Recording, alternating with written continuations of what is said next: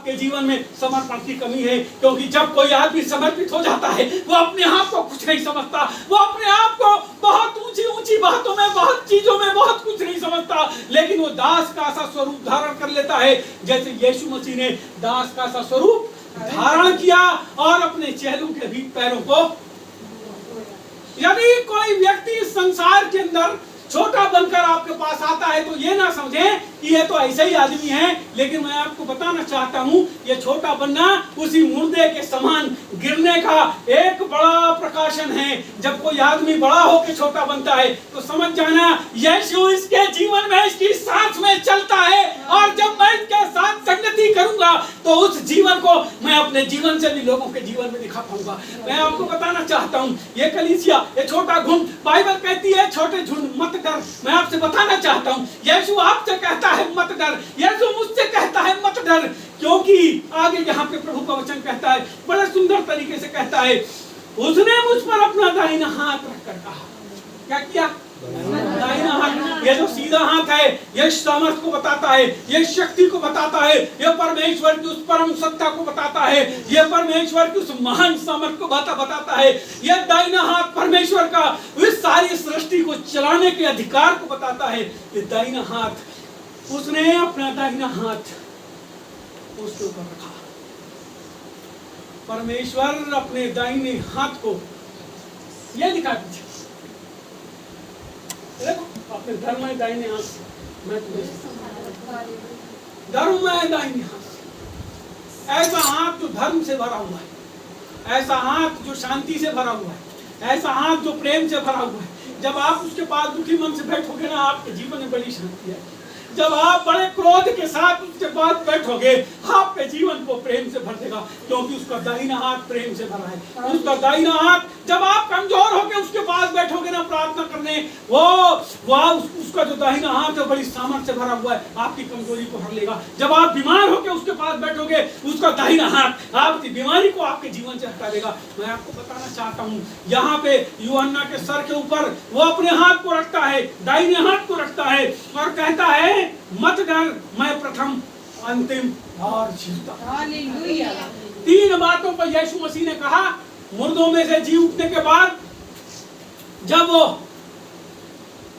मरियम मगदलीनी को दिखा, जब मुर्दों में से जी उठने के बाद वो मरियम मगदलीनी को दिखा और वो उसको छूना चाहती तो उसने कहा भी मुझे है ना दिखा।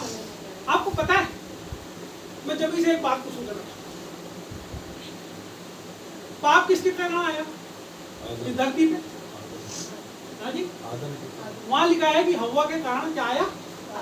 पाप। आदमी ने नहीं किया, किसने करा पाप? किसने किया? औरत ने, औरत के द्वारा। और जिसके द्वारा पाप आया, परमेश्वर ने उसके द्वारा उद्धारकर्ता को भेजा। सुनिएगा, मैं आपको बताता हूँ, आदमी से पैदा नहीं किया उसने, है ना?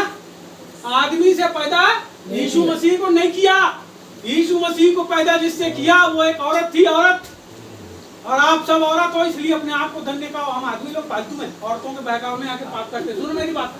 लेकिन परमेश्वर ने औरतों को चुना इस बात के लिए कि उनके द्वारा फिर से एक बार जागरण आए, फिर से एक बार वो जीवन लोगों के जीवन में संचालित हो जाए। और परमेश्वर ने उस मरियम के द्वारा वो पहली बार सुसमाचार को वो अपने चेलों के पास, अरे वो चेले जो उसके साथ घूमते थे, वो चेले जो उसके छाती के ऊपर सर रखते थे, वो सब एक कमरे के अंदर घुस गए थे, दुबक गए थे। लेकिन ये औरत वहां गई। ये 4 औरतें, सुनिए, जब गई तो कई औरतें तो वापस हो गई, लेकिन अकेली ये बची, क्योंकि प्रभु से बहुत प्यार करती थी। इसके अंदर बहुत सी दुष्टात्मा थी, प्रभु ने इसके अंदर से दुष्टात्मा निकाल दी।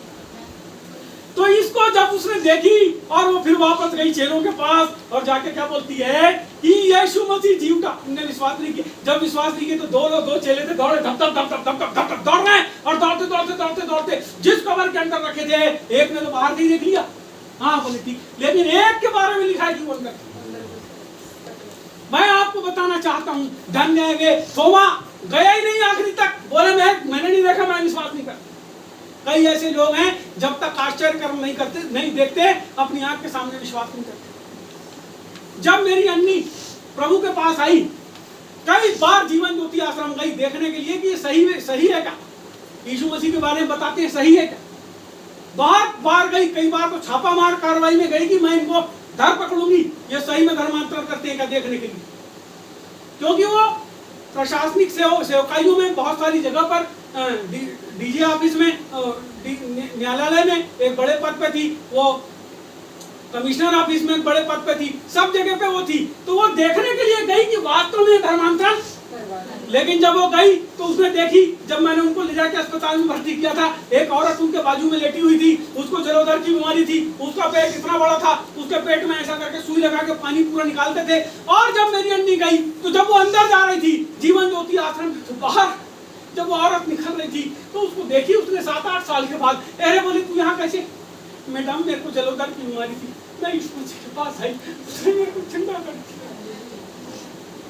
जब उसने अपने जीवन में इन गवाहियों को देखी, जब उसने देखी कि कैसा यीशु मसीह जीवित परमेश्वर है, तब उसने बोली हे प्रभु यीशु मेरे जीवन।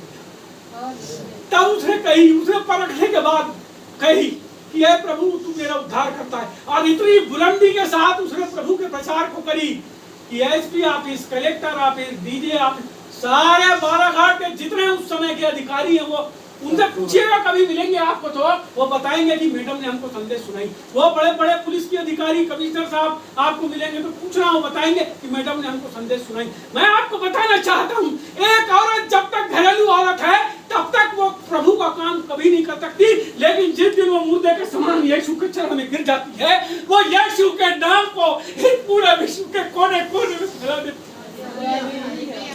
वो मरियम मगदलीनी जिसके अंदर कई दुष्ट आत्माएं थी, चंगी होने के बाद गई और जाकर के यीशु के नाम को उसने फैला दी।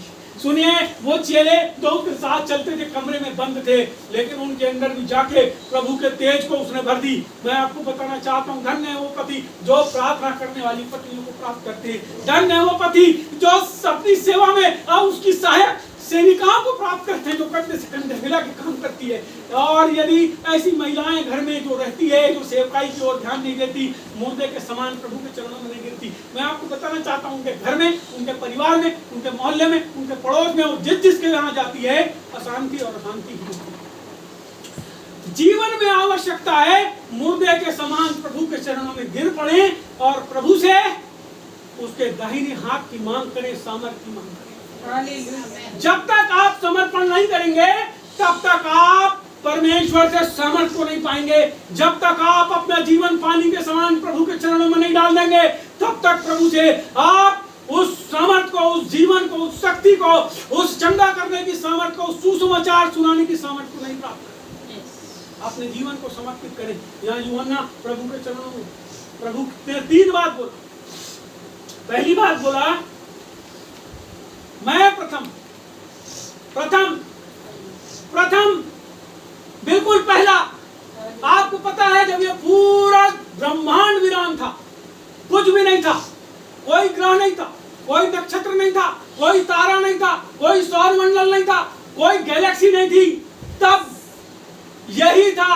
और ये जहां था वहां से ये निकला और वो था परमेश्वर, जिसके अंदर ये था। परमेश्वर ने कहा उजाला हो। ये जो उजाला हो उसने कहा, और ये जो जीवन की ये उजाला हो, ऐसा वाला उजाला नहीं है जो आप देखते हो सूरज उगत का, ये वाला उजाला नहीं है। जिस उजाले को उसने कहा परमेश्वर ने, उस उजाले के बारे में हिब्रू शब्द का अनुवाद है जीवन देने वाली सामर्थ। आपको पता है ये पूरे ब्रह्मांड में जो उसने कहा उजाला हो, तो जीवन देने की सामर्थ ऐसी फूटी उसके अंदर से। वो ऐसे करके जैसे आप अभी मैं बोल रहा हूँ, देखना कोई बड़ा सुंदर सी लगाओगे तो मेरे मुंह से ना ऐसे बारीक बारीक बारीक बारीक बारीक जो मेरे अंदर की दार है उसके कई हजारों टुकड़े से उठते। जब उसने कहा कि जीवन हो, उसके अंदर से जीवन की सामर्थ्य निकल के पूरे ब्रह्मांड। आपको पता है जितने ग्रह है सबका जीवन है, जितनी गैलेक्सी है सबका जीवन है, जितने सूर्य है उनका जीवन है। वो जीवन कहाँ से आया? वो जीवन आया यीशु मसीह से।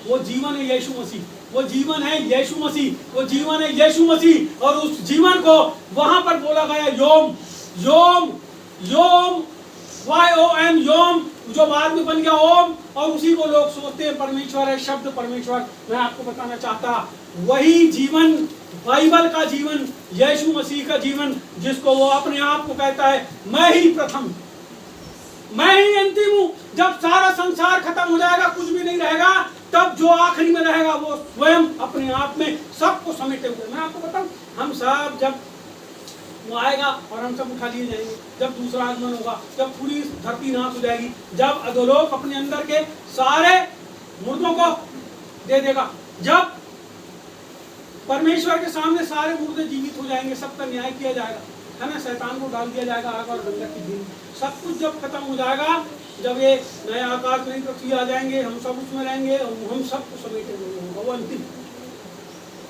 और आखिरी में एक बात को बोला, तीसरी बात को, और जीवता हूं। सबसे बड़ी और मुख्य बात है कि वो जीवित, वो जो जीवन है ना, उसमें मृत्यु का वास नहीं। सही समझ रहे हैं मेरी बात? मृत्यु अपने आप में बहुत छोटी सी चीज है, और पता है वो मृत्यु कहां पे? चीजों के ऊपर काम करती हुई मृत्यु, चीजों के ऊपर, लकड़ी के ऊपर मृत्यु काम करती। सुनिए, लकड़ी घुल जाती है, गल जाती है, चट्टान पिघल जाती है, धीरे धीरे बदल जाती है, पानी उड़ जाता है, मृत्यु सब चीजों पे काम करती है, लेकिन उसके ऊपर काम नहीं करती जिसने मृत्यु को बनाया, है ना? मृत्यु किसने बनाया? परमेश्वर ने बनाया। परमेश्वर ने, बाइबल में लिखा है कि मृत्यु को भी आग और गंधक की झील में डाल दिया गया। इसका मतलब मृत्यु का भी नाश हो जाएगा, फिर कोई नहीं, कुछ भी नहीं नाश होगा, क्योंकि सब जगह जीवन ही जीवन हो जाएगा। वही है अंतिम। जब केवल जीवन बचेगा वही है अंतिम। जब मृत्यु भी समाप्त हो जाए तो वो यीशु मसीह है। और यहाँ पे वो बड़ा सुंदर तरीके से बोलता है कि जीवन। आगे 18 में आगे बोलता है, मैं मर गया, मैं मर गया और अब जीवता हूं।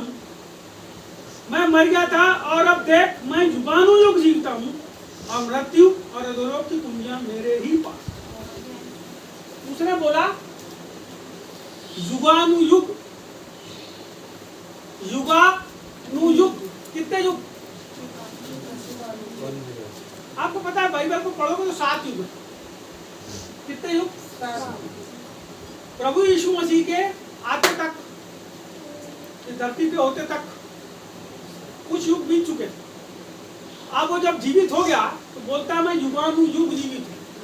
कितने युग है मेरे को नहीं पता, और कितने होने वाले मेरे को नहीं पता। उन सब युगों में परमेश्वर जीवित है, यीशु जीवित है।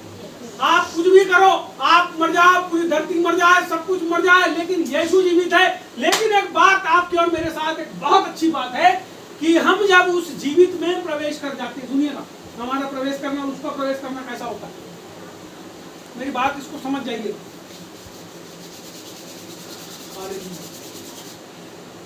एक गिलास है, आप उसमें डालते हो पानी, डाले पानी, गिलास के अंदर पानी गया, भर गया, और उस गिलास को और पानी को उठा के आप एक ऐसी जगह डाल दो जहां पहले से पानी हो, बड़ी जगह, वो क्या हुआ? वो भी जाके उसमें गिर गया। अब गिलास में पानी है कि पानी में गिलास? हो गया। आप समझिएगा, आप समझिए, हम लोग ऐसे थे खाली गिलास के समान। जब प्रभु को हम नहीं मानते थे, हम कैसे थे? जैसे ही हम कहते हैं प्रभु यीशु मसीह है, पवित्र आत्मा आप मेरे जीवन में आइए, सटाक से गिलास में जैसे कोई पानी भर देता है, वैसे ही वो हमारे हृदय के अंदर, वो हमारे जीवन में आ गया। अब वो हमारे अंदर भर गया, अब हम उससे भर गए हैं। और अब जब हम उसकी प्रार्थनाओं में, उसके निवेदन में, उसके क्रियाकलापों में शामिल हो जाते हैं, पवित्र आत्मा के वचनों के अनुसार अपने जीवन को जीने लगते हैं, इस संसार से अपने आप को अलग करते चले जाते हैं, हम धीरे धीरे गिलास के समान एक बड़े पानी के स्थान में डूबने लग जाते हैं। और एक समय आता है जब यीशु कहता है जिसने मुझे देखा उसने पिता को देखा, मैं और पिता एक। आपको पता है उसका स्वरूप अलग, लेकिन जब वो कहता है मैं और पिता एक हैं, वो कहाँ स्वर्ग और कहाँ स्वर्ग के पार, ये सारा ब्रह्मांड वो अपने भीतर में अपने आप में पूरा का पूरा डुबा लेता है, वो अपने आप में डुबा लेता है, क्योंकि वो कहता है पिता और मैं।